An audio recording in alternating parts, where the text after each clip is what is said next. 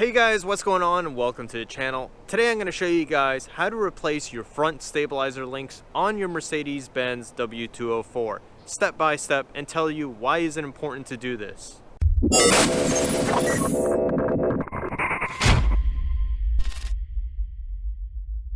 What you need to do to replace your front stabilizer links is first jack up the front of the vehicle. Seems like an easy step, right? Well, if you have a front lip on your car, it makes it extremely difficult to get a jack underneath. And because the front engine member is so far in, even a low profile jack will have difficulty reaching this point. So I'm going to show you guys today how to do this with a standard cheap jack and jack stands. The first thing we're going to do is we're going to open up the car and we're going to set the e-brake on. Now with the e-brake on, the next thing you want to do is chuck the rear tires. This can be easily done by inserting a wedge in there just to prevent the vehicle from rolling back. This is something that you don't want to happen, especially if you guys live somewhere where the ground isn't level like Florida. You guys just want to prevent the vehicle from moving backward. So go ahead, put a chuck in there and then kick it in. Just make sure that the vehicle is unable to move backward.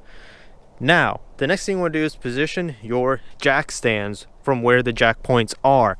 The jack points on the Mercedes-Benz are located right here, just about an inch or two past the door. I will show you this after we get the vehicle up into the air, but you just want to get them in the general area so it makes sliding them under there much easier.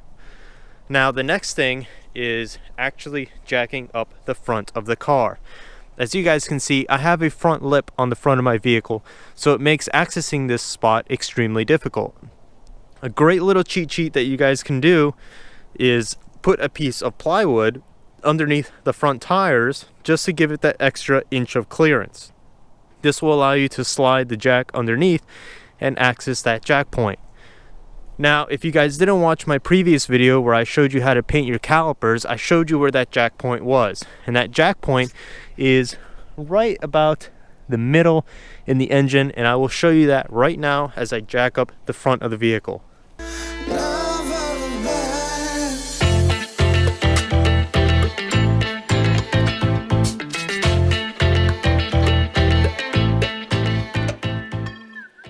There it is. There is the actual block, and then you can see where the jack has successfully lifted the front tires off the ground. Now, with the front tires off the ground, we need to make sure we have enough clearance to slide the jack stands underneath. So we're going to go ahead and give that a shot. Almost. So a few more centimeters and we'll be able to get the jack stands in position. Front of the vehicle successfully up into the air. We can slide our jack stands underneath. And as you guys can see here, I have positioned the jack stand in this particular direction where the horseshoe is facing side to side versus in parallel with the body of the car. The reason for that is because if you see here on the Mercedes, there's two little bags that are next to it, and then there's an open space side to side. That open space is for this particular type of jack stand, since doing it like this would only put a centimeter of support of the vehicle on the jack stands.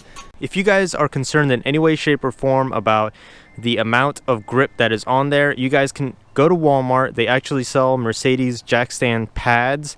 These little pads are designed to fit in those little squares and perfectly give it a nice nestled grip. But this actually will work perfectly fine. This is if you want to jack up the vehicle using the jack pad, that's primarily what I use it for if I need to only work on one side of the car. But now that we have the jack stands in position, we're going to slowly lower the front so that way all the weight is resting on the jack stands. Now that we have the front of the vehicle jacked up, I'm going to go ahead and finish removing these lug nuts off of here.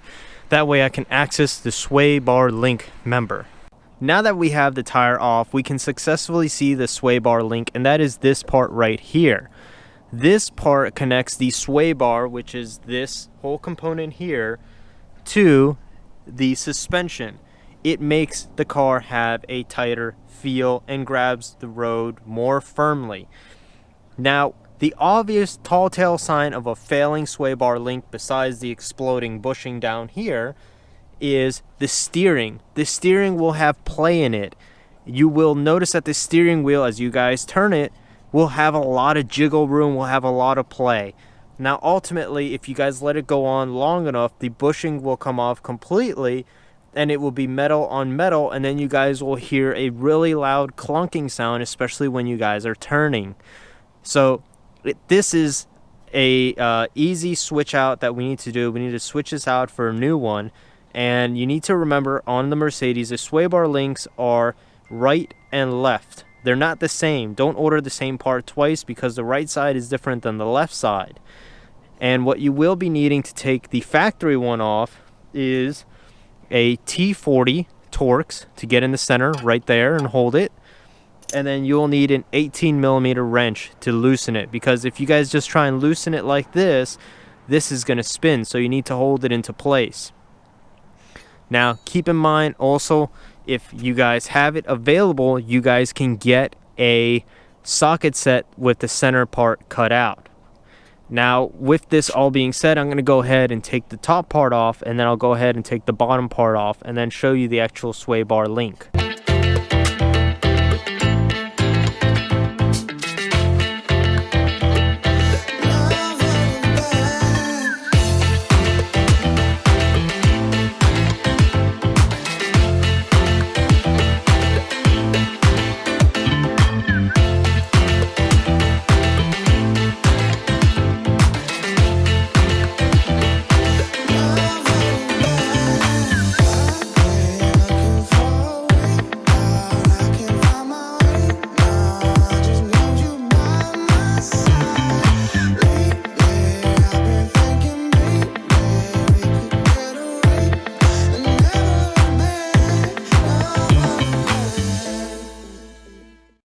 With those two nuts out of the way, we can successfully remove the sway bar link. Just give it a little wiggle and the whole thing will come out, and oh my god, I was driving this thing on borrowed time. While the top looks relatively well, you can actually begin to see the cracking up here. The bottom is completely destroyed. It's actually leaked out all the grease and everything. So we're going to go ahead and replace this with the appropriate component.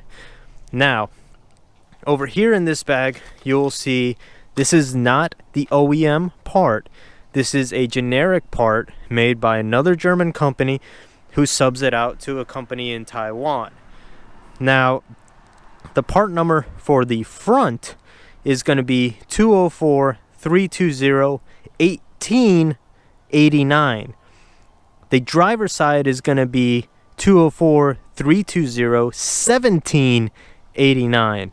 So they are two different parts. Now this is something that I've always found interesting whenever you guys work on German cars. They show this little figure here.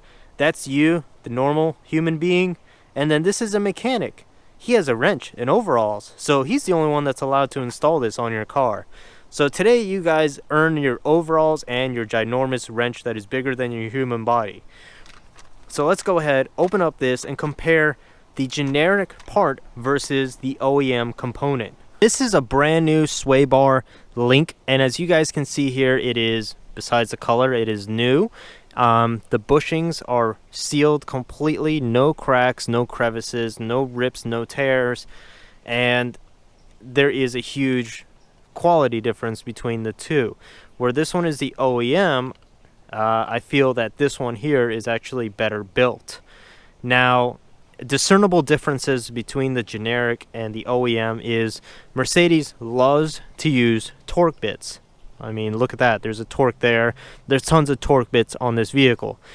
The generics do not. The generics will actually switch over to an Allen key, which is more American style. So this is actually going to be more easier down the future if something happens for you to replace. My only problem with Allen keyholes is they can actually strip out and cause a circular pattern to occur in there, where the torque bits will actually have a more difficult time for that to happen, because the torque key itself has more surface area to grab onto independently as it comes around.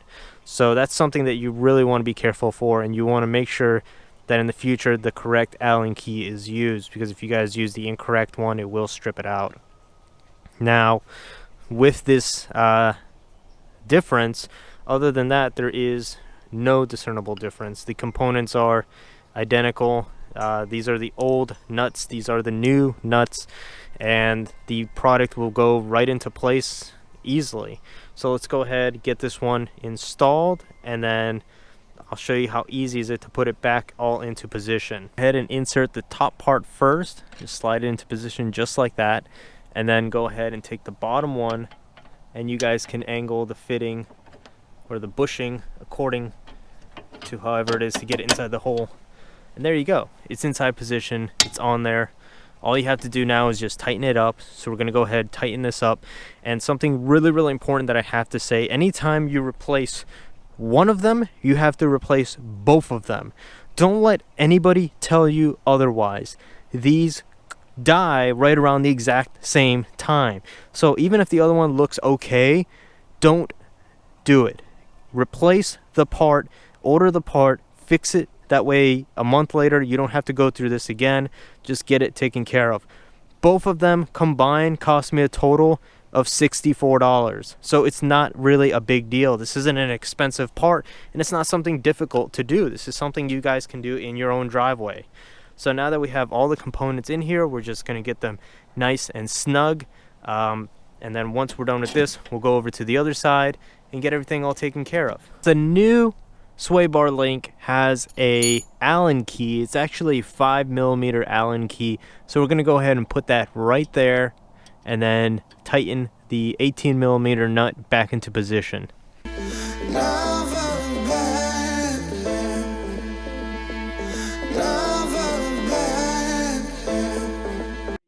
Guys, it is fully installed, everything is completed, and it is good to go. We are now safe to take this car on the road, and the steering should be a lot tighter now that the actual bushings on it are in perfect and working condition. If this video helped you guys out, don't forget to give it a thumbs up. It's a way of letting me know that everything that I'm doing is helping somebody out there. And if you guys like the content of this channel, definitely hit the subscribe button. I would love to have you as part of the community as we continue to work on this W204. We're far from being done, but each day we get a little bit closer. Now, at the same time, a lot of you guys, or some of you guys, have noticed that I've opened up the discussion board. That is all the way over here. You guys can click on the channel and then go over to discussion. This is for you guys. This is a discussion board for you guys to talk to each other. If somebody has a particular problem, you guys can list it there and you guys can talk to each other. Maybe somebody's interested in a particular radio, maybe somebody wants to sell some rims for their car. So that's a discussion board for you guys. I will go in there and occasionally moderate it just to make sure everything is going smoothly. It's not going to be a spot for me to comment. I'm still going to comment primarily on the actual videos themselves. It's a community get-together spot. That's a good spot for you guys to hang out and exchange over and talk about components on your vehicle. And with that being said, guys, I am all done for the day. I'm going to go ahead and just put the tires back on the car and torque them to 96 foot-pounds, and then I'll see you guys on the next video. Take care.